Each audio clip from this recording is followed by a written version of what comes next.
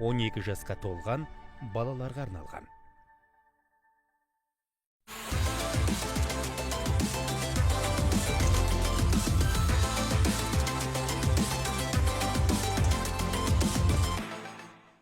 Бейсенбінің кеші сағат 7 арма көрермен эфирде көп нүкте ток-шоуы. Мейіріміне бөлеген ананың орны бір бөлек, тәрбиесі темірдей әкенің орны бір бөлек. Қазақ ұстанымындағы бұл пәмсіл баланың өмірінде ата-ананың орнының қаншалықты маңызды екенін көрсетіп тұрғандай. Қымбатты көрермен, байқайсыз ба, соңғы жылдары ата-ананың қоғамдағы, отбасыдағы рөлі, жалпы отбасыдағы тақырып, осылардың барлығы жиі талқыланатын болды. Неге? Қыз деген ана деп қана бағала, оны бағала деген сынды әндер қазақ қоғамындағы әйелдердің орнын көрсетіп тұрғандай. Бірақ соңғы жылдары аналардан бөлек әкелерді де ұлықтайтын әндер жиі шығып, тіпті күнтізбеге әкелерге арналған даталар да енгізілді. Мысалы, 2023 жылы елімізде тұңғыш рет әкелер күні аталып өткен еді. Әр жылдағы маусым айының 3-ші жексенбісіне сәйкес келетін бұл атаулы дата биылғы жылдың 21-ші маусымына тура келіп тұр, бірақ оның насихаты мен негізгі шаралары әу бастан басталып кеткен сияқты. Тіпті әкелер арасында байқау да жарияланыпты, оны естіп педіңіз? Жалпы бұл байқаудың негізгі мақсаты қандай және әкелерге күнтізбеге бір күн арнағаннан отбасы тіректеріне деген құрмет қаншалықты артып кетеді? Бүгінгі эфирде талқылаймыз, экран алдына жайғасыңыз.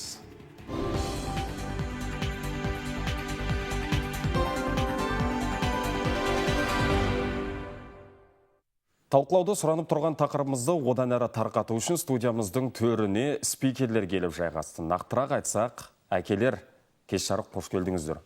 Көргенімізге қуаныштымыз, алтын уақыттарыңызды бөліп келгендеріңізге рахмет.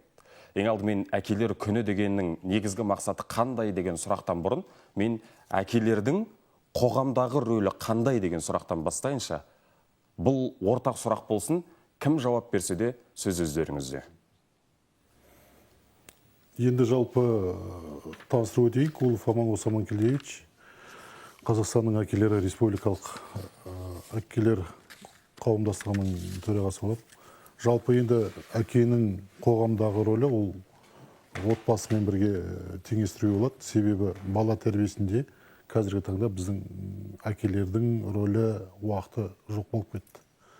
Сондықтан да мына балалар арасындағы құқық бұзушылық, суицид, жаңағы буллингтің алдын алу мақсатында осы қазіргі таңда әкелердің бала тәрбиесіне көп көңіл бөлуін жаңағыдай бағыттап жатырмыз, насихаттап жатырмыз. Дәл осындай шаралар арқылы әкелердің қоғамдағы рөлін бағамдағыларыңыз келе ме, демек? Иә. Ал оның отбасындағы рөлі ше? Біз қазір немен шатастырып алдық? Бізде мысалы қазір феминизмді қозғалыс деген нәрсе бар. Әйел адамдар, жағы ер адамдармен рөлдерін теңестіргісі келеді деген сияқты. Бірақ заң бойынша барлығымыз бірдей болғанымызбен, бірақ стереотиптер бар ғой әлі күнге дейін. Стереотиптер болғанда енді отбасыда әке болып қалу керек. Ол жаңағыдай феминизмді отбасыға жаңағыдай шатастырудың қажеті жоқ. Ең алдымен. Отбасыда әке ол әке. Яғни отбасыда әке лидер бола білу керек. Яғни лидер деп отқаным, ол жаңағы отбасымен, сүйген жарымен қандай да бір мәселелерді ақылдасып, нақты бір шешім қабылдау. Бала тәрбиесіне де қатысты да, жаңағы отбасыдағы материалдық жұмсау, реттеу, отбасылық демалыстарды ұйымдастыру, соның барлығын отбасылық ортада құрып, жаңағы бір нақты шешім қабылдап, отбасымен бала тәрбиесіне жақсы бір өзінің үлесін қосу. Жақсы, түсінікті. Ал Еркін мырза, әкелер күнін енгізудегі негізгі мақсат қалай болды деп ойлайсыз? Неден пайда болды бұл күн? Жалпы бұл қоғам заманның сұранысына сай. Себебі қазіргі таңда адамнан гөрі заманның сұраныстары көбірек дамып келе жатыр. Бізге ақпараттық лектің орасан зор көптігі қазақтың ұлттық менталитетіне жоғалып бара жатуына себепші болды. Осыған орай отбасы құндылығын бірінші орынға қоятын дамушы мемлекет ретінде әкелер күні бекітілді деп есептеймін өзім. Себебі бұдан 100 жыл бұрын Түркия мемлекеті осы күнді қойып тастады. нәтижесінде қазір Түркия мемлекеті әлемдегі дамыған мемлекеттердің ішінде, сонымен қатар әлемде маңдай алды мемлекеттердің қатарында өмір сүріп келе жатыр, және де ешқашанда ұлттық құндылығын ешқашанда жойған мемлекет емес. Бұл күннің қандай пайдасы бар енді бізге? Тек ұлттық құндылықтарымызды қайтару үшін ғана ма, әлде отбасыдағы мысалы бала мен әкенің арасындағы қарым-қатынасты дұрыстау үшін, және әке өзін қаншалықты әке ретінде сезіндіру үшін белгіленген атаулы күн ба? Бұл күннің негізгі басты мақсаттарының бірі отбасыдағы қарым-қатынастардың әдемі үйлесімдігін қалыптастыру. Сонымен қатар әке статусын бір саты болса да жоғары қою ер адамның отбасындағы беделі мен қадір қасиетінің жоғарылауына себепші болатын күн деп есептеймін. Әр адам өз әкесін сыйлайтын болса, ол демек өмірде орын тапқан азаматшалардың бірі болады деп есептеймін. Сонымен қатар жауапкершілікті үйрететін күн болып саналады. Себебі отбасында әке осы күнді атап өте отырып отбасына уақыт бөлетін болсақ, демек бала мен әкенің арасында қарым-қатынас одан әрі нығайта түседі деп есептеймін. Жалпы тәрбиенің берілудегі ешқандай белгілі бір формуласы болмайды. Кім қалай тәрбиелеймін десе де өз баласын әркімнің өз еркінде. Бірақ одан жақсы бала шыға ма, жаман бала шыға ма, оны әрине уақыт көрсетеді. Бірақ әйтеуір тәрбие беруде балалар, ата-аналар мынаны ескеру керек деген мақсатта Қазақстанның әкелері деген қоғамдастық құрылды, мен қателеспесем. Бұл қоғамдастық өзінің жұмысын қаншалықты атқарып келе жатыр, және қазір сіздерде қанша әке мүше болып отыр?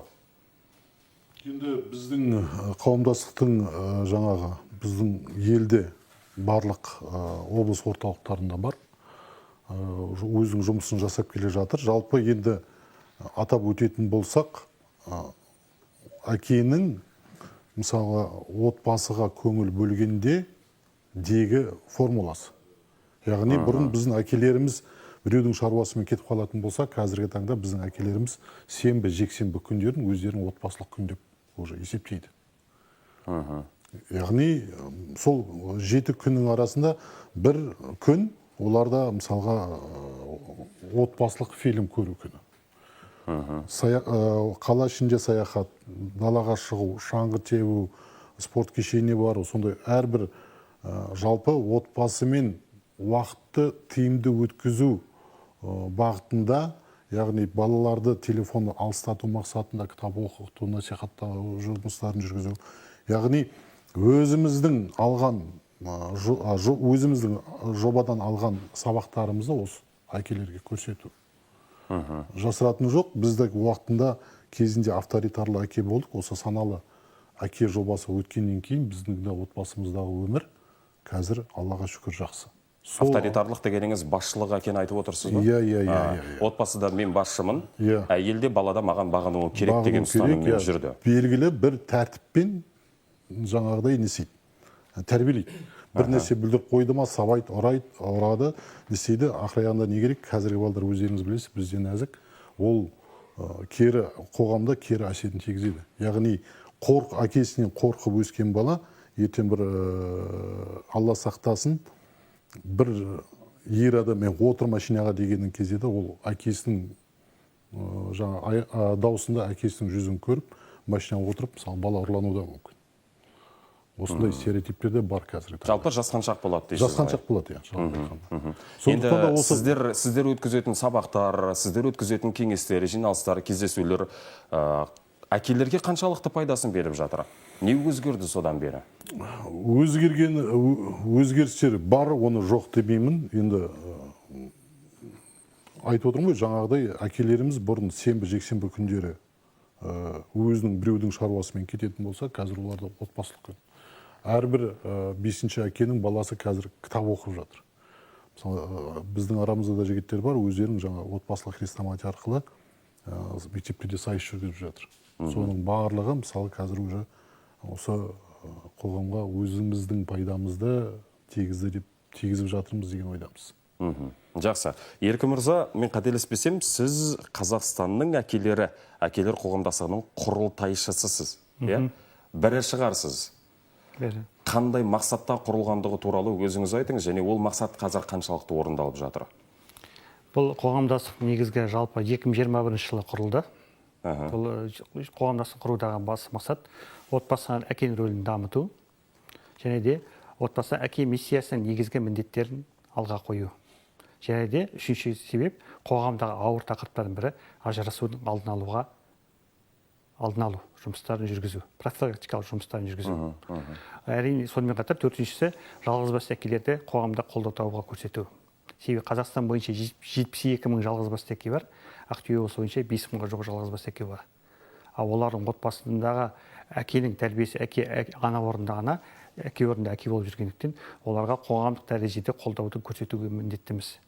Себебі біз қоғамдық негізде жұмыс жасағаннан кейін, ең бірінші кезекте біз саналы әке болу қадамдарды үйрету. Себебі қазіргі заман ұрпақтар, Z ұрпақтар деп аталады. Олардың ойлау түйсінігі және де адамға деген аяушылық сезімнің төмендеп бара жатуы, оны түсінуге болады. Сонымен қатар бойында агрессиялық қасиеттердің көбірек болуы, осылармен жұмысты негізгі біз алдын алу керек. Себебі осыларды алдын алатын болсақ, әке махаббатын әрбір ұрпаққа сезіндіре беретін болсақ, демек біз дұрыс бағытта келе жатқан деген миссияны атқарып келеміз.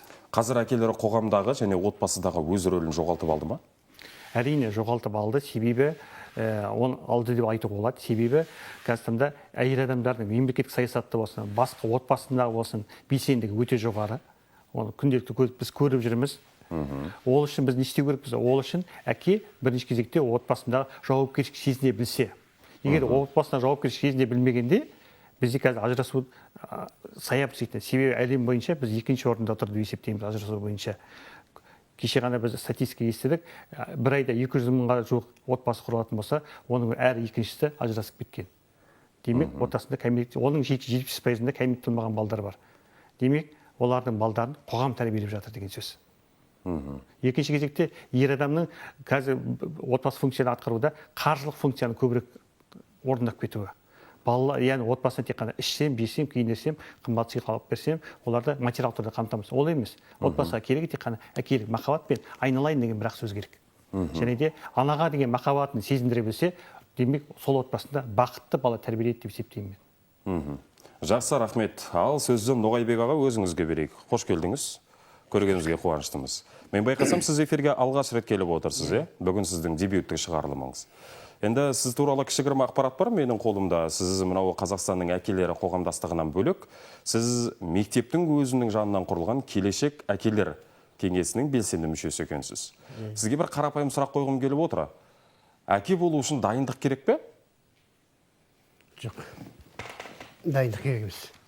Керек емес пе? Керек емес. Бұл жерде айтайын деген әке болса өзін сезгізім, балам өсіп өніп кеткен, артын кеткен өзінің ұрпағын жалғастырып жатқан.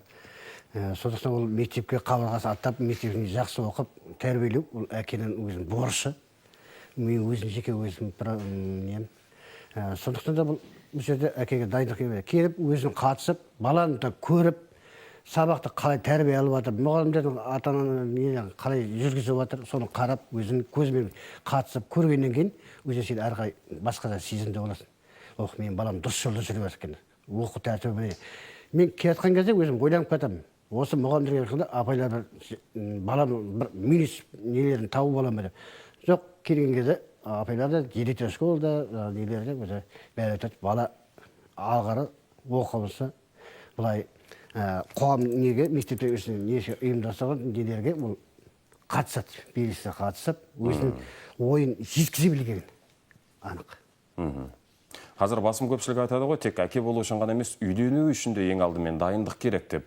Мысалы, жауапкершілікті сезінбей жатып, не үшін үйленетінін білмей жатып, үйленгеннен кейін отбасына қалай асырайтынын білмей жатса, одан қандай әке шығады дегенде күмән туындайды да, сондықтан дайындық керек емес, керісінше керек деп айтуымыз керек емес пе? Жоқ, дайындық енді бұл жалпы самыға көп дайындық керек емес. Өзінің ойында сол жаңағы үйленген уақытта осы алдағы өзің проблема қоясың, міндет қоясың. Осы отбасында алып кете аласам әрі қарай балдарым өскенде ұрпақ тәрбиелей берсем, осындай жақсы жағынан көрсетсем. Сол кезде шамалы тәжірибе керек енді. Ал сіз өзіңіз белсенді мүше болып отырған келешек әкелер кеңесі деген не? Осыны айтыңызшы ең алдымен. Бұл енді мектептің жанынан құрылған, мен қателеспесем. Қазір мектептегі шараларға балалармен бірге болатын. Бұрындары ата-аналардың ішінде тек аналар ғана қатысатын еді ғой. Қазір әкелерді қатыстыру жұмыстары белсенді жүріп жатыр деп мен естідім. Осы мақсатта құрылған ба, әлде не үшін құрылған? Осы мақсатта. Мен өзім жиналыс болған кезде кейде көбінесе келіншегім жұмыста болады. Мен бірақ көбінесе осы жиналысқа барып, қатысып, баламның тәрбиесін қарап, мектептің мұғалімдермен, директормен бірге отырып, осындай шаралар бар, осындай істер бар. Осыған қалай ата-аналар көмектесе аласыңдар, кімнің қолынан келеді, осындай көмек бере жүрсіңдер, ертең балдарын өскенде де осындай менің әкем осындай жетістікке жетті деп мақтанып отырсын деп. Дәрежеде. Ол кейінсін артында өзі қасарда өсіп кеткен қатарлары да солай үлгі бола берсін. Тәрбие. Жақсы жағынан көрсін деп отыр. Жақсы. Ноғайбек аға, жасыңыз нешеде? Жасым 52-де. 52-де. Иә. Қанша балаңыз бар? 4 балам бар. Алды нешеде? Алды 30-ға жақында қалды. 96 жылға. 96 жылға. Кенжесі? Кенжесі осы 8 оқиды. Өз әкеңіз? Әкем ерте қайтыс болды.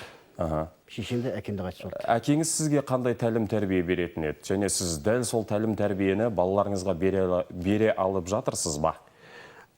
Әкем маған тәрбие бергенде жаман болсын деп тәрбие берген жоқ. Үлкенді сыйлай біл, өзіңді сыйлай біл. Өзіңді айналаңдағы қоғамдағы адамдарды сыйлай біл деп. Мен одан ешқандай жаман көрген жоқпын әкемнен. Қатал болды әкем, жасырмаймын. Бірақ қатал болғанмен де жөнімен кімнің жақсы, кімнің жаман. Осы жаман жақсыны айыра білу керек. Жік-жікке бөліп өзін айыра білу керек. Сізге үлгі бола алды ма әкеңіз? Сізге үлгі бола алды ма? Бола алды. Ал сіз ше? Балаларыңызға үлгісіз бе? Үлгім. Сенімдісіз бе? Сенімдім. Балаларыңызбен қаншалықты жақын қарым-қатынас орнатасыз? Бұл туралы сізге балаларыңыз айта ма? Я, әке, сіз біз үшін үлгісіз деп айта ма? Әлде бұл сіздің болжамыңыз ғана ма? Сіздің тұжырымыңыз ба? Жоқ. Көбінесе мен үйде отырған кезде кешкісін бір кім айтқандай отырғысы келсе, балай уақытта болсын, балдармен ақылдасып, сөйлесіп отырмын. Жұмыста өзіммен бірге істейтін балам бар, үлкен балам. Сосын мына қыздарым бар, 4 қызым, 3 қызым бар артында өскен. Солардан сұрап отырмын, қалай болып отыр, не болып отыр, қандай өзгерістер болып отыр. Менің қандай сізге бере алатын бір материалдық болсын, не болсын, ақыл кеңесім, не бар ма деп. Ақылдасып балалармен сөйлесіп, келіншегіммен де осы семейіміз отырып, осындай проблемаларды шешеміз өзіміз, арамыз. Ақылдасып. Сосын былай болса, жөн болса, бақытып, тәрбиелеп, осы жақсы жағына қарай. Үлгерімді ол деп. Жақсы, түсінікті. Ортақ бір сауал қойайыншы. Барлығыңызға бірдей ортақ болсын. Бірақ осы сұраққа әсіресе Аманғос мырза, сіздің жауабыңыз көбірек керек сияқты маған. Қазір әкенің отбасындағы, қоғамдағы рөлі жоғалып бара жатыр деп айттық қой біз. Оған басты факторлардың бірі ол бір психологиялық ұғымдардың енуі сияқты. Қазір бізде мысалы детская травма деп атап кеткен нәрсеміз бар, бала кезде алатын психологиялық жарақат. Ертең ол өсе келе көрінеді деймізде, бала сол жарақатқа ұрынып қалмасын деп, оны жұмсаудан да тыйылғанбыз, тіпті әй деп те айта алмаймыз оған. Өйткені не істейді? Баланың психологиясы жарақат алады. Өзгесін тағы бірдеңе істеп қояды. Өйтіп қояды, бүйтіп қояды деген сияқты. Бұл кезде әкелер не істеуі керек? Сіздерді әкелеріңіз қалай тәрбиеледі? Жалпы бұл жерде енді мен мына алдындағы сұраққа жауап берейінші. Жалпы ер адам әке болып ешқашан жаратылмаған, былай айтқанда әке баласымен қаншалықты көп уақыт өткізген жағдайда, баламен бала болып ойнаған кезде, уақыт бөлген кезде, сол кезде әке ер жігіт өзінің әке екенін сезіледі. Мысалға, кішкентай балдармен, кішкентай қыз баламен ер балатын алатын болсақ, қыз бала уже ананың құрсағында жатқанда, ол ана болып уже жаратылған. Яғни бала кезінде ойыншық ойнап отқанда, мысалы кішкентай қыз бала кухня ойнайды, дәрігер болады, ыдыс-аяқпен жаңағы тамақ жасайды. Ал ер баланы алатын болсақ, ол машина ойнап, жаңағыда атыспақ ойнап өзімен жүреді. Сондықтан да бұл жерде ең алдымен ер азаматтардың айтатын ақыл кеңестеріміз осы әке болатын кезде баламен көп уақыт өткізу, сонымен қатар әңгімелесу, бір нәрсе білдіріп қойған жағдайда оны түсіндіріп айту, жарақаты қалай, қанша ол жаңа өзіне жарақат болады, қандай зиянды алып қалуы мүмкін, соның барлығын жалпы әкеде, анада, отбасында айту керек. Енді жаңағы балалар травмасы дейміз ғой, детская жаңағы травма дедіңіз ғой. Соның өзінде енді біздің кезінде әкелеріміз тек тәйт деп өсірді, жасыратын жоқ. Біз ол кезде біздің заманда интернетте болған жоқ, далада өскен адамбыз, қоғамда өскен адамдарымыз. Бұрын бізге даже көшеде жүріп, жаман аузымыздан жаман сөз шығып кетсе, ей, кімнің баласысың дегенде біз уже қорқатын едік. Қазір тіпті бір балаларға жаңағыдай лас сөз шықса, тәйт деп айтатын да ортада әкелерде, ағаларда жоқ. Сондықтан да Енді ондай жағдайда не істеу керек дегенім ғой, мысалы. ондай жағдайда тоқтатып, түсіндіру жұмыстарын жүргізу керек. Мысалы, менде де бар, айтам, бір бала жаңағыдай лас сөз сөйледі ма, қоя қой, болмайды ол айтуға. Сенің осының отбасында осындай сөздер айтып үйрете ма деген кезде, ер бала қызарып, ұялып, кешірім сұрап кетеді. Тыңдай ма? Тыңдай. Яғни, менің ойымша, то, что біз кей кезде осындай кішкентай балаларға осындай лас сөздерді айтқызып, қойып, қарап отырамыз да. Тәйт дейтін адам жоқ. Ол Ақтөбенің мына бөлігі болсын, қай бөлігі болсын, яғни уақытында біздер жаңағыдай ескерту беру. Сосын әкесімен, ата-анасы жалпы баласымен неғұрлым көп уақыт бөлу. Қазіргі таңда альфа ұрпақтардың несі, білімі, яғни баланы әңгімеге тарту үшін 8-ақ секунд керек. Неге біз балаларды далада ойнамайсыңдар дейміз? Кезінде біздер далада доп қуыдық, атыспақ ойнадық. Сол атыспақ доп қуыларын олар немен ойнайды? Телефон ойнайды. Себебі сіздердің кездеріңізде телефон болған жоқ қой? Телефон болған жоқ. Қазіргі болса, сіздер де үйде отырар едіңіздер ғой мысалы. Біздің кезімізде Диснейланд болды, мысалы, әр уақытпен. Не болды? Жаңағы телевизорден, жалғыз каналдан мультфильмдер болды. Біз соған келетін едік, үйге болды. Келдіңіздер ғой, бастысы. Үйге кірдіңіздер ғой сіздер. Жоқ, енді ол кезде біз үшін қызық, өте қызық не болды? Ну, погодилер қызық болды. Мысалы, қазіргі балдарда біз о бастан бастап уже бала дүниеге келді ма, 40-нан шыққаннан кейін балам тыныш болсын деп істейміз, телефонды беріп тастаймыз. Заманның сұранысы сол. Заманның сұранысы енді. Неге біз сол телефонды бере тұра, оған бір нәрсені көрсете тұра телефон арқылы? Біз неге өзіміз әкелер болып, аналар болып, сол әлдейлерін айтып, ертегісіне кетпейміз? Жатарда, ұйықтарда, кешкі ас ішіп болғаннан кейін бір отбасылық әңгіме неге құрмаймыз? Соның барлығы осы жаңағы жоқтың кесірінен, яғни ата-ана мен бала арасында қарым-қатынасы бұзылады. Бір столдың басында телефонмен кешкі ас ішу. Мысалы, коммуникация жоқ отбасыда. Тамақ ішіп болғаннан кейін әрбір отбасының мүшесі бөлмелеріне кіріп телефон қарау. Коммуникация жоқ. Ол не деген? Яғни біз телефонға қазіргі заманның осы интернет желісіне тәуелді болып кеткенімізді әкеліп отыр. Жақсы, бұл сіздің ойыңыз болсын. Ал Ғалиасқар мырза мен Марат мырза не ойлайды бұл төңірегінде? Сөз өздеріңізде. Біз әкелер қоғамдағы орнын жоғалтып алды деп жатырмыз ғой. Бірақ оған кім кінәлі? Біз әйел адам, немесе бала тыңдамайды, немесе тағысын тағы деп біреулерді кінәлай алмайтын шығармыз. Мүмкін әкелердің өзі кінәлі шығар. Ғалиасқар мырза. Бәріңізге ассалаумағалейкум. Бұл жерде, бұл тақырыпта енді ешкім кінәлі емес. Жаңағы енді мен ойлаймын, әр семьяда отбасының әке қарау керек деп ойлаймын. Әке тәрбиесі әр адам өзінің отбасына жауапты ғой. Сол себепті де ойлаймын, ешқандай қоғамның ешқандай несі жоқ сияқты. Мысалы, мен өзім айта кететін болсам, жаңа сізбен менің үлкен ұлым 8-ші класс 47-ші мектепте оқитын еді. Сол кезде сіз келіп сабақ біз не болған? Сабақ деп айтуға бола ма? Әкелерін есен деп жинадыңыз. Есіңізде ма? 2 жыл бұрын 47-ші мектепте болды. Сол кезде мен келдім. Мен келдімді осындай нелер тыңдап, әке қандай болу керек, өзіме керегім алдым да.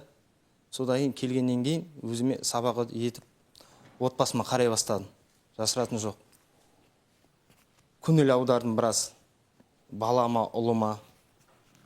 Ақыр соңында 2 жылдан кейін 84-ші мектепке келдік. Міне, 1-ші жыл. Келсем, міне, әке қоғамы болатыр екен. Сол нелерге қатыса бастадым. Сайыстар, жиналыстар. Өте бір көз қарасым өзгерді. Өзім біраз минус екенімді байқадым мен. Қазір мен ұлыма, қызыма, 3 ұлым бар, 1 қызым бар. Үлкені уже 10-ші класс бітірді биыл. Сондай, сосын мен түсіндім, ешқандай қоғамда, ешкімде емес, өзім екен, бәрін тәрбиелеп. Қазір мысалы кітап деп, сол кезде сабақ айтқаныз далаға бөлгеннен отбасыға. Қазір мен мысалы енді үлкен ұлым, Аллаға шүкір, әлем чемпионы, Қазақстан бейнекератының чемпионы, дағы Азия ойындарынан. Содан кейін мына кітап деп қатты есімізде қалды. Осы сол ұлым қазір кітапханадан шықпайды. Тоже мектепте қазір уже 2 жылдың ішінде нәтиже болды міне. Аллаға шүкір. Қызымды уже математикадан, әдебиетінен біраз орын ала бастады. 2 жылдың ішінде. Енді ұлым, 2-ші ұлым, енді бұйырса 1-ші классқа, қызым 4-ші классқа барады. Сонда мен сол уақытқа шейін мана айтқаным, анасы баратын жиналысқа. Мен мүлдем қатыспаған екем. Неге қатыспадыңыз? Сұрақ болса. Міне, сұрақ, өткені тәрбие болады. Өзім әкем туралы айтсам, ғой енді бұрынғыдай әпелеп дегенде болмайды. Болды, бір сөз бүйт сөйт істе деген сияқты ғой.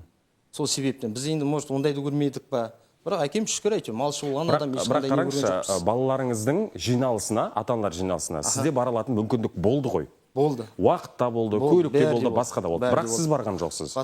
Демек кінәлісіз ғой. Иә, кінәлісіз. Демек қоғамдағы әкелердің орнын жоғалтуына белгілі бір сыртқы фактор емес, адамның өзі кінәлі. Әсіресе әкенің өзі кінәлі. Растаймын. Өткені сұрағым да осы болған ғой сізге. Міне мысалы айтып тұрмын, 8-ші класста міне әке төрағасына келіп мен білмегенде бар ғой, бәлкім мен сол әлде жүрер едім мысалы. Мән бермей. Әйел барады ғой, анасы барады ғой. Әке дейтін былай сырттан бармау керек, араласпау керек деген сияқты. Бізде андай қоғам қалып қойды ғой, еще баланы аймаламау керек, бала жігіт болып өсу керек деген сияқты. Оказывается, олай емес екен. Жиналысқа бардым, айттым, 2 жылда нәтиже беріп тұр. Қазір енді көшеге емес, үй жаққа асығасын. Анау не істеді екен, мынау не істеп жатыр, сабағы қалай болып жатыр екен деп. Сосын мына 84-ші мектепке келдім, міне, Еркін ағайға сізге алғыс. Одан сайын жақындата білді да, одан сайын барғым біліп тұрады. Жұмыс болм, неден қалып қоймай екен, әкелер не істеп жатыр екен. Шүкір. Осы айтарым, бәрі отбасынан. Осы жерде айтып кетейін, өзім мектепте мұғаліммін, сол мектепте келешек әкелер кеңесін аштық. Ашқаннан кейін бірінші кезекте біз әкелерді жинадық та, ол жерде әйел мұғалімдер бәрін шығарып жіберді, әкелерді жинадық та, отырдық та, біз айттық, мектептің басты проблемасы мектепке қандай жағдай жасай аламыз. Әкелер айтты, бірінші кезекте қосалқы есік ашайық. Нәтижесінде қосалқы есік ашып, тұрғындарға тиімді нәтиже жеткіздік. Екінші кезекте мектепте қауіпсіз аймақ, қауіпсіз мектеп жобасын іске асыру барысында осындай әкелерді жинап отырып, мектепте қай жерде қандай балаға қауіпті жол бар, қандай мекен бар, соның бәрін алдын алу жұмыстарын жүргіздік. Сонымен қатар әкелерді көктем уақытын абаттандыру жұмыстан шақырып едік. Мен өзім шын айтайын, басын биіп таңғалдым, мектепте әкелер қоғамдық жұмысқа белсенді қатыса бастады. Күткен жоқсыз негізі. Күткен жоқпыз. Ондай эффект бізде болған жоқ. Себебі сол аумақ саяжай аумағы болғандықтан біз ойладық, яғни көктем уақытында олар өз үйінде босай алмайтын шығар. Бірақ 3 апта қатарынан 21 күн бойы әкелер мектептен шыққан жоқ деп айтуға болады. Айта кететін тұлға сол уақытта мына сыртта мектепте жұмыс жүргізген кезде мен өзім уақытта болғанмын. Келіп әкелерге рахмет деп үйірмады, аштыңыздар, келіп жетістіктерін, балдарымыздың жетістіктерін көргенде бар ғой, неге келмей қалдым деп ұялады екенсіз. Осындай жиын, басқа еш нәрсе емес. Ашылу керек деп ойлаймын, жиын көп өткізу керек. Жақсы, Марат мырза, сөз сізде. Сіз қаншалықты ата-аналар жиналысына қатысасыз? Мен осы тақырыпты мынандай сөзбен ашқым келеді. Әке асқар тау тірек. Сол енді ол осы сөзбен айтылғандай, әке ол мына балалардың отбасының тірегі деген белгіні ұстанып, өзін жұмысын көрсете білу, істеу. Осы ол айту себебі, мысалға, бала үйде біледі, әке бар екен, әкенің үйдегі басшылығы екен, но үйдегі әкенің рөлі ол басқа да, осы қоғамда мектеп арқылы өзінің әкелігін көрсете білу, ол балаға басқа әсер екен, мен соны түсіндім. Соның ішінде жиналыстарға қатысу, және де қандай да шара болса, мектепте керемет көп шаралар өтеді екен, солардың шараларға қатысуын өзі бір үлкен әсер, жақсы әсер аласың, и балаға да бұл үлкен бір айтқанда тірек болып қалыптасатын түсініп жатырмын.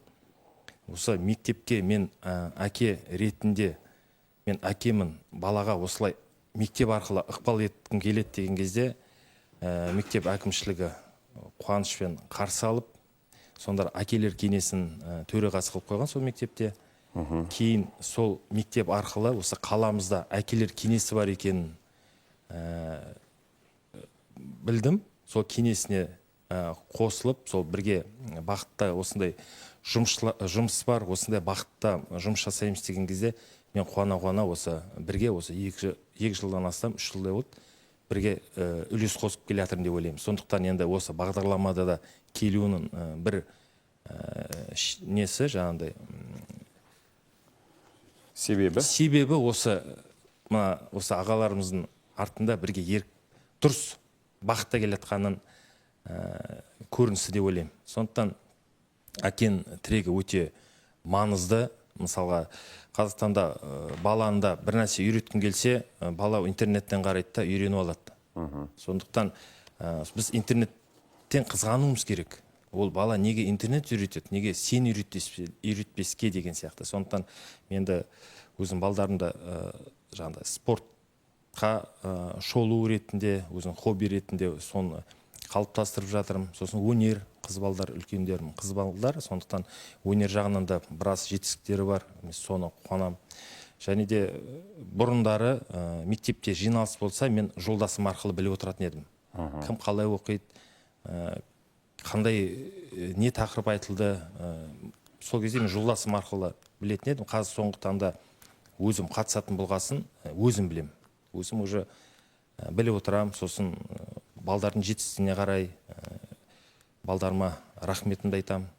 Және де олимпиада қатысайын деп жатырмын дейді. Бұрын қатысып болғаннан кейін нәтижесін білетін едім, қазір қатысайын деп жатыр дегенді білем. То есть бала дайындалып жатыр, не үшін қайқа деген кезде бір қуанатындай, бір әке ретінде бір тірек күш беріп жіберем деп ойлаймын. Енді бала сұрайды, осындай ұялма, қорықпа, сен мықтысың дейтін, сол 3 сөздің өзі бір балаға тірек болады деп ойлаймын. Сондықтан мына алып атқан жетістіктерін балдарын әкеге бір үлкен құрмет және бұл сый деп ойлаймын. Сондықтан әкенің рөлі қанша балаңыздан егер үлкен көрсеткіш көргіңіз келсе, ана табиғи өзі да тәрбие береді, табиғи уже қалыптасқан ретінде. Әке сол анамен бірге тәрбие берсе балаға, бала полноценный дейді, ол жаңағындай екі жақты, толыққанды күш жігер бақыт алады деп ойлаймын. Әкенің отбасындағы әрбір мүшені, мейлі ол әйелі болсын, мейлі бала шағасы болсын, тотальды бақылауда ұстауына қалай қарайсыздар? Мысалы, жаңағыдай телефон бермеу, оданша жағдай үйірмеге бар, тағысындағы деген сияқты. Өзінше әке жақсы нәрсе жасап жатқан сияқты, баланың болашағын қалыптастырып жатқан сияқты, бірақ ол шамадан тыс болып кетуі мүмкін емес пе? Дәл осылай жасаған әкеден керісінше балалары жасқанбай ма? Деген сұрақ туындайды. Бұл жерде енді жалпы отбасыдағы коммуникация арқылы ғой, барлығы жүретін. Баланың таңдауы, баланың шешімі, баланың негізі өзінің нені қалайтын барлығы. Ол сырттан алудың қажеті жоқ. Мысалға, дастархан басында телефон қарамаудың әдісі, мысалға, келісім шарт. Яғни біз кешкі жалпы біздің үйде асханада біз ұялы телефон ұстамаймыз. Қарапайым былай, ережені айтайық. Сосын телефонды кем дегенде 3 сағат. Сөйтіп келсекші болды. Яғни үйде, отбасыда 3 сағаттан артық ұстамау керек. Күніге ма? Күніге. 3 сағаттан кейін естейді, кешкі асын ішеді, ыдыс-аяғын жуады, отбасылық ойын, отбасылық әңгіме, отбасылық кітап оқу. Соның барлығын яғни дәріптеуге болады отбасыда. Ол жаңағы тағы да сол коммуникация арқылы баланың не қалайтынын білу, оның бағытын білу, ойын білу. Яғни біздер бұрын жап аузыңды деп мысалы кезінде аузын жап тұрсады. Қазір біз балада ой, пікір бар екенін, оны ол айта білу керек екенін ұмытпауымыз керек, жалпы бала тәрбиесін. Күніге 3 сағат қана телефон ұстаймыз деген сіздің сөзіңізді балаларыңыз тыңдай ма? Тыңдайды. Тыңдайды. Қорыққаннан ба, сыйлағаннан ба? Сыйлағаннан. Себебі телефонды алып тастағаннан кейін біз отбасылық әңгіме жүргіземіз, отбасылық ойын ойнаймыз. Яғни телефоннан уже көңіл бөлінеді. Жатар алдында балалардың әрбір жаңағы бүгінгі күніміз кешегі дейін сәтті әдемі болды. Мен осыған рахмет әке сізге деп, бір-бірімізге қайырлы түнімізді айтып, маңдайынан сүйіп жата қаламыз. Психологияда цепная связь деген түсінік бар. Яғни цептік байланыс деп айтып жатады енді оны. Бұл мысалы мен өз әкемнен қандай тәлім тәрбие алған болсам, мейлі ол жақсы болсын, мейлі жаман болсын, мен соны отбасыма көрсетемін, ертең өзімнің балаларыма. Бұл жерде ең маңыздысы жақсы тәрбие алған болсам түсінікті ғой. Демек баламды жақсы тәрбиелеймін деген сияқты. Егер уағында мені әкем ұрған болса, демек мен де өз балаларымды ұрам деген сөз. Бұл сөзсіз 100% қайталанатын нәрсе. Бірақ міне осыны жоққа шығару үшін цепная связьде, яки цептік байланысты үзу керек дейді психологтар. Ол өте қиын жұмыс дейді. Мысалы, менің жылдарымды айта алмаймын, менен сіздерден біраз жас кішімін ғой. Бірақ сіздер жағы әкенің тайт дегенімен өстік дедіңіздер. Әкеден таяқ жедіңіздер ғой, иә? Таяқ жедіңіз. Ал өз балаңызды ұрасыз ба, Ноғайбек аға? Ұрдыңыз ба? Қазір ұрады. Жоқ, шынымен мойындаңыз. Жоқ. Ұрдыңыз ба? Жоқ деймін. Жоқ, мүлдем ұрған жоқсыз ба? Жоқ. Негізі мен өзім айта кетейін, жаңа сұрауға әкемнің тәрбиесі. Мен әкем өзі қатал болды деп отырмын.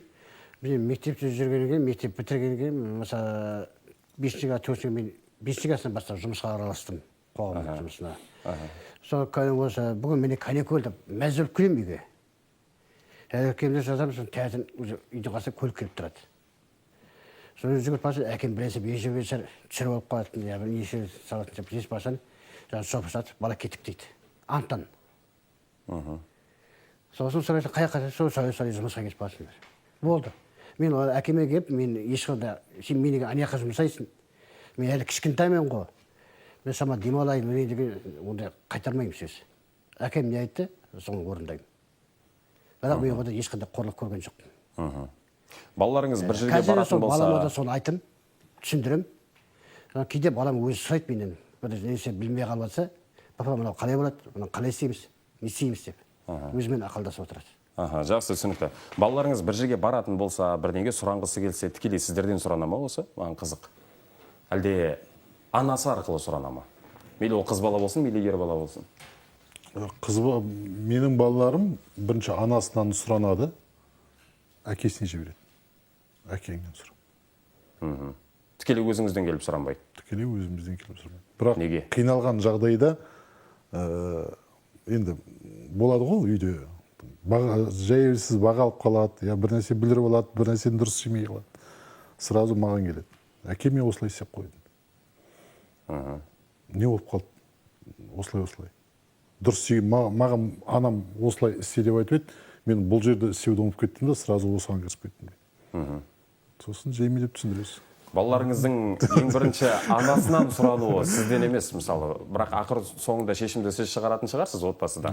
Бірақ ең алдымен анасынан сұрануы, міне осының өзі керісінше сізден жасқану емес пе балаларыңыздың? Жоқ, жасқану емес.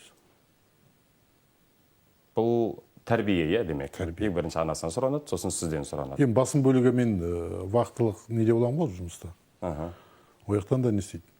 Мен де енді айтам. Кейбір сұрақтарды, үйде шешетін сұрақтарды өздерің осында шешіңдер. Маған экстренный жағдайда. Баламен ашық әңгіме бар ма дегенім ғой? Жоқ, бірақ кешкісін телефонмен байланыс, бейне байланыспен сөйлесіп отқанда, осылай бірінші мен анасымен сөйлесемін, сосын барып айтып отырады. Менен сұрағанда осы жаққа барайын деп жатыр. Жақсы. Енді бұл өзара енді келіскен зат. Сіздерде ше? Кім-кімнен сұранады? Бірінші анасынан бастайды. Бұл жерде енді ол әкеге деген сыйластық шығар деп ойлаймын енді андай. настроениесі қалай деген сияқты, көңіл күйі қалай, сөйлесуге бола ма деген сияқты ғой. Ол енді қорқу деп ойламаймын мен.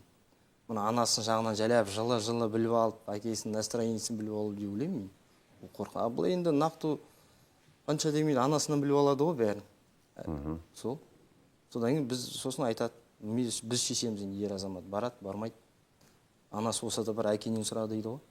Өзінен сұра, неменен сұрап тұрсын деп. Бұл енді балдардың тактикасы ғой, қалай екен, айқайлай жүрмей ма, настроениесі қалай деп. Сол қорқақтық деп ойламаймын мен. Жасқану емес демек. Жоқ. Сіз қалай ойлайсыз? Меніңше жасқану сияқты бұл. Енді мен үйленбегенмін, балалы емеспін, бірақ сонда да маған солай көрінеді. Жасқану емес деп ойлаймын. Енді үлкен бір шара болса, онда әңгіме жоқ. Қазір Марат ағаның ойын тыңдайық, Аманғос аға. Енді мына сұрақ, былайқа ойланып отырсам, бір үлкен күрделі, былай сын сұрақ сияқты, бірақ дегенмен мен үлкен жағы қыз балдарым ғой. Сұраған кезде менен де сұранады, анасынан да сұранады. Екеуміз тұрған кезде сол тақырыпты қыз балам сұранғысы келсе, біз шайдың үстінде отқан кезде сұранатын сияқты. Былай жеке келіп анасынан, либо менен ол что-то байқамаппын. Но былай болады, сабақтан кейін кейде қосымша сабақтар болған кезде енді анасы рұқсат беріп, ол енді сабақ жақ болғасын, ол енді анасынан сұранай береді. Сұранғанда енді ол сабаққа тиесілі болғаннан кейін ол жерде ескерту деп айтылады. А егер сұрану деген мектептен тыс, жаңа кешкі туған күн, мысалы қыдыру деген кезде, онда енді қазір дұрыс тәрбиеленген шығар, бірге отқанда сұранады екен. Мен соны сіздер арқылы байқап отырмын. Жақсы, Еркін мырза. Менде екі ұл екі қыз бар. Көбіне қыздарым анасынан көбірек сұранады, себебі оны айтатын ортасы бар, араласатын достары бар. Олардың мүмкіндіктері қандай, мысалы мен бір жерге бара жатқан кезде оны әкесі апарып тастайды, алып келеді, себебі кәмелетке толмаған адам болғаннан кейін бірінші кезекте біз қауіпсіздігін ойлаймыз. Екі ер балам міндетті бірінші менен сұранады. Сосын барып анасына ескертеді. Сол кезде анасы бір не істеп қояды, жаңа мен білмеймін ол нәрсе, сенен қалай сұранып кетті, сенің көңілің қалай толып кетті деген сұрақтар жиі қояды. Сол кезде айтамын, ер баланы бір мезгіл босатып жіберу, мүмкіндік жасап отыру керек, себебі онымен жиі ақылдасып отыру керек. Сол себеп шығар, ер бала өзіме жақында, қыз балдар анасына жақын. Бірақ жауапкершілік сезінген кезде бірінші қыз балдарға айтамын, бірінші кезекте сен өзіңнің уақытыңды дұрыс қолдануға үйрен. Ортаңды да дұрыс таңдай біл. Қарапайым адам мысалы, мен балдарыма мындай нәрсені үйретемін. Өз ортаңды дұрыстап таңдай біл. Қарапайым судың өзі. Үйде қарапайым су болғанмен, базарда оның бағасы бар. Ресторанда оның бағасы 2 есе, әуежайда оның бағасы 3 есе. Демек, сен өз ортаңды таңдаған кезде, өз ортаңды бағалайтын ортаңа сұрансаң, демек, менің рұқсатым бар деген сөз. Ал сен өз-өзін реттей алмайтын ортаға баратын болсаң, демек, мені алаңдататын мән-жайларды алып келесіз деген сөз. Ол жерде мәселе бақылау емес, мәселе ерте жастан бастап пайымдай бөлуге үйрету керек. Қауіпсіздігін қамтамасыз ету. Себебі қазірде біреудің үйінде қондыруға да қорқатын заманға келдік, мысалы алатын болса. Алыс болсын, жақын болсын, біреудің үйінде қондыруға да. Сол себепті ең бірінші кезекте қыз балаларға айтамын, өзінің қауіпсіздігінің және өзінің беделін жоғалтпайтын жерге барған кезде менің рұқсатым әрқашанда бар екен, ұғына біл деп үнемі айтып отырамын. Мынада сұрақ қояйыншы. Әке баланың көзінше не істемеуі керек? Жаман қылықтар істемеу керек. Мысалы? Темекі шегу, арақ ішу, отбасын ұру деген сияқты. Келіншегін ұру деген сияқты. Ал не айтпауы керек мүлдем? Лас сөз. Рұқсат болса, сұрақ рұқсат па? Рұқсат. Алдамау керек. Ең бірінші мен ойлайтыным алдамау керек. Баланы? Бала еш уақытта алдамау керек. Содан басталады ол бәрі. Әке не істемеу керек балаға? Ол да алдамау керек. Сосын әке не істемеу керек дегенде жаңағыда алдамауға келіп тұрып қой. Мысалы мен былтыр оқу жылы басталған кезде, егер үлкен үш қызыма айтқам, сабақты мектепті жақсы бітірсеңдер, биылғыдан көрсеткіш жақсы болса, жақсарта алсаңдар, жаңағыдай сюрприз ретінде біздер жолға қала Қазақстанды аралаймыз дегенмін. Енді Аллаға шүкір биыл өте керемет нәтижемен бітірді. 4 бар, бірақ нәтиже 3 жоқ. бес көп деген сияқты. Сондықтан енді биыл амандық болса ертең мына жолға шығайын деп тұрып, мына осы бағытта Алматы, Астананы өзіміз бағыт қойып алдық. Сол қаланы біздің Қазақстан өте көркемді, керемет жерлері көп қой. Сол жерді көрсеткім келеді. Өзім жаңағыдай сөзімді орындап, балдарға да Қазақстанның керемет жерлерін көрсеткім келеді. Осы бір нәрсені күтіп отырғанмын менде. Себебі әке ең алдымен баланың алдындағы үлкен бір міндетінің бірі деп айтуға болады шығар, ол уәдесіне беріктік сияқты. Себебі баланың әкеге деген сенімсіздігі артатын бір кездер болады, ол өйткені әке сөзінде тұрмаған жағдайларда. Ананы алып беремін дейді, алып бермейді. Мына жаққа барамыз дейді, бармайды деген сияқты. Міне осы кезден бастап, менің әкем қолынан ештеңе келмейді, айта береді ол. Міне баланың түсінігінде осы нәрсе қалыптасып бастайды. Айта береді ол, болды. Осыдан кейін бала мен әкенің арасындағы қарым-қатынас өзгеретін сияқты. Ал жаңағы жасамауы керек нәрселер дегенге, Аманғос аға, сіздің сөзіңізге толықтай қосамын. Жағдай зиянды әрекет жасамауы, арақ ішпеуі, тағысын тағы деген сияқты нәрсе. Себебі бала ең алдымен айтқан демес көргенді жасайды деген содан қалыптасқан ғой. Бірақ тағы бір қызықтырып отырғаны ол бізде әкенің өзін-өзі ұстауы деген нәрсе. Міне осыны мен сұрақ қоямын дедім де, бірақ сіздердің әңгімелеріңізден ұмытып бара жатыр екен. Қазір есіме түскенде қойып қалайыншы. Бізде байқайсыздар ма, ер адам үйленгеннен кейін шамадан тыс салмақты болып кететін сияқты. Өте салмақты болып кетеді, әсіресе бала дүниеге келген кезде. Ол бұрынғыдай жағы асыра салып күле ойнау, тағысын тағы деген нәрселердің барлығы қалады. Түрі бұлай. Мынаны жасама. Болды. Үйде жаңағыдай басшылық қызметті ғана атқаратын сияқты. Ал егер басшы болатын болса, әке онда одан барлығы қорқады. Тіпті таңдап деген жарының өзі де деген сияқты. Әкелер болмасын қалай жоғалтып алды деген бұл жерде ашық бір сұрақ бар. Неліктен біз үйленгеннен кейін және балалы болғанда мінезіміз автоматты түрде өзгеріп кетеді? Неге? Бірінші кезекте әкенің өзінің бірінші кезекте жауапкершілік сезіне білуі деп есептеймін. Себебі ол өз үшін емес, басқалар үшін де жауапкершілікті мойнына алып отыр. Ол жауапкершілікті алып отыр. Сонымен қатар ол осы жауапкершілік алғаннан кейін, ұрпақ дүниеге келгеннен кейін өзінің әкесінен көрген нәрселер бәрін бастан анализден өткізеді деп есептеймін. Себебі оның әкесі кезінде қандай болды, енді мен қалай тәрбиелей аламын баламды. Себебі Қазақстанда белгілі бір әкелер бар, барлық жұмысты қояды да балаға уақыт арнайтын әкелер бар. Ана жасайды. Сол кезде оған көмекке келетін біздің қазақтың жігітте бір кемшілігі бар.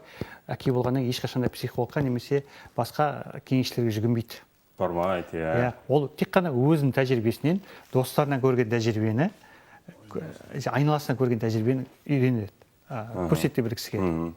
Осы жерде қасында жарына қаншалықты қолдау болады. Енді салмақтылық деген сөз жауапкершілікті арту деп мен түсінемін. Сол арқылы ол өзінің жаңағы әкелік болмысын сезіне алады деп есептеймін. Себебі болмыстың өзгеруі жауапкершілікпен ғана байланысты деп есептейсіз бе? Мәселе жауапкершілікпен ғана байланысты емес, мәселе ол жерде уақыттың бөлуіне, уақытпен де байланысты. Ақылдың кіруі, толысуы. Сонымен қатар әке болып сезініп, өзінің тұңғышын қолыңа алып сезінгеннен кейін, одан кейін келетін ұрпақтарға сен қаншақ дәрежеде махаббат бөлесің. Біздің қазақтың қоғамында бірінші тұңғышына көбірек махаббат бөледі, және кенжесіне махаббат көбірек бөлінеді. Ал ортаңғы балдар ешкім іздемейді. Ортаңғы балдар қазақтар бірін-бірін бағады деген түсінікпен қалыптасады. Еркін ағаймен толық келсем, жауапкершілік. Бірақ қойылған сұрақ айтып отырсыз ғой, үйленгенге дейін жұмсақ болып, кейін қатайды деген сияқты. Мен өзім тәжірибемде басқаша болған сияқты. Мен бала дүниеге келгенге дейін қаттылау болған сияқты. Мен бала дүниеге келгеннен кейін жұмсақ болған сияқты. Жұмсарып, қазір осындай жұмсақ болып кеттік деп айтсам. Адамға байланысты ма ол сонда? Білмеймін, ол енді баланы дүниеге келгенде мен өзім 3 жыл күткенмін. Сол бірінші сәби дүниеге келгенде енді жолдасым да салыстырмалы түрде айтады ғой, студент кезінде қандай болды, қазір қандай. Сол студент кезімде қатты болған екенмін. Өзім де білемін. Бірақ бала келген сайын жауапкершілік сезінесің, ол сыртқы ұстанымына әсері жоқ, сыртқы ұстанымның кішкене жібегенмен, бірақ жауапкершілік артады. Еркін аға айтқандай толық келсем. Бірақ сыртқы ұстанымын жібейді бала дүниеге келгеннен кейін. Бірақ ол абьюзерлікке дейін апармауы керек. Болмыстың өзгеруі, жауапкершілікті сезіну деген нәрсе адамның мінезінің қатқыл болуы, деген сияқты баланы немесе жарды тотальды бақылауда ұстау дегенге қарай жеткізбеу керек шығар. Алиасқар мырза, сіз қалай ойлайсыз? Шынымды айтсам, енді оны білмеймін. Ойланып та көрген жоқсыз ба бұл сұрақта? Жоқ, ойлап та көрмеппін. Бірінші ол болды, одан кейін білмеймін, өзгердім, өзгермедім де айта алмаймын. Бірақ енді ең главный мана айтылып жатыр ғой. Жауапкершілік қой. Басқа өзгеріс болған жоқ. Айтпақшы, сіздерден сұрайын деп едім. Жаңа Ноғайбек аға айтты, әкемнен таяқ жеп өстім деді, бірақ балаларымды ұрмаймын деді. Сіздерде болды ма ондай нәрсе? Жоқ. Менде өзгеше, мен шамалы енді. Таяқ жеген жоқсыз ба? Жоқ, әкемнен таяқ жеген жоқ, бірақ енді балдарымда былай тәйт дейтініміз бар енді. Тәйт деген қалай ол? Қолмен ба, сөзбен ба? Қолмен ғой, шамалы. Қайрықтан. Бәрі ақылды бола бермейді. Ер азамат олдар да ер бала ғой, енді қанша мінезін көрсеткісі келеді. Шамалы тыңдағысы келмейді дегенде ғой. Шамайды айт керек енді. Уақыт өте келе сіздің тәйт дегеніңізден қорқпайтын болып қалмай ма? Қой, жоқ. Бұл айтқанда енді кіттай не істейсің де, былай содан кейін еркелетіп несің не қылып жүресің ғой, бұл андай жүрегіне батырып, не дейді, стресске түсіретіндей еш нәрсе болмайды ғой. Балаға қалай әсер етіп жатқанын білмейсіз ғой бірақ. Ой, енді ондай қатты әсер етеді деп айта алмаймын. Жақсы, сіздің отбасыңызға араласпай қояйын, қалай тәрбиелесеңіз де өз еркіңіз. Бастысы балаңыз сізді тыңдап, елдің адамы болса жеткілікті. Сіз ше? Мен айтарым, мына жерде қалай тәрбие алдым дегенде, жаңағыдай сұрағыңыз таяқ жеп өстің ба, жемей өстің ба деген сияқты. Мен енді бала кезімде 3 ай мезгілде балдар ауылда қалса, мен қалада қалса, мен ауылға баратынмын. Мені жақсы оққасын мамыр айында ерте жақсы оқитындар ерте жібереді. Сол күннен бастап 30 тамызға дейін мен ауылда өстім. Мені тәрбиелеген ауылдың қара жұмыс деп айтсам болады. Сондықтан ешқандай таяқ жеп, жаңағыдай не көрмедім. Сондықтан мені тәрбиелеген енді ата-анамыз тәрбиелейді мектеп кезінде, білім жақсы оқыдық деп айта аламын. Спортқа да көңіл бөлдік. Бірақ нағыз тәрбиелеген есіме түссе, мына қазақтың қара жұмысы. Үлкен тәрбие алған екем сол. Сол жерде шыдамдықта, күш жігерде сол қалыптасқан сол жерде. Ал таяқшы, таяқ не болды? Таяқ, мен әкем ұрған емес. Енді анама келсен, құпия дейсіз ғой. Сіз? Мен өзім ұрмаймын, балдарды ұрмаймын. Енді мен өзім айтады, жолдасым түріне қарап суықсын дейді, қаттысын дейді. Енді балдарым ұратындай ешқандай ештеңе істеген жоқ, бәрі Аллаға шүкір. Тіпа-тіпа. Жақсы, сөздеріңізге сендік. Рахмет. Ал отбасыдағы болмыстарыңызды, оны ары қарай сіздердің жұбайларыңыздан сұрау керек шығар енді. Оған тағы бір тақырып арнай жатармыз. Уақыт бөліп келгендеріңізге рахмет. Қымбатты телекөрермен, осымен бізге берілген уақыт аяқталды. Келесі эфирде жүздескенше аман сау болыңыз. Әр шаңырақта Ақтөбе телеарнасы осылы болсын.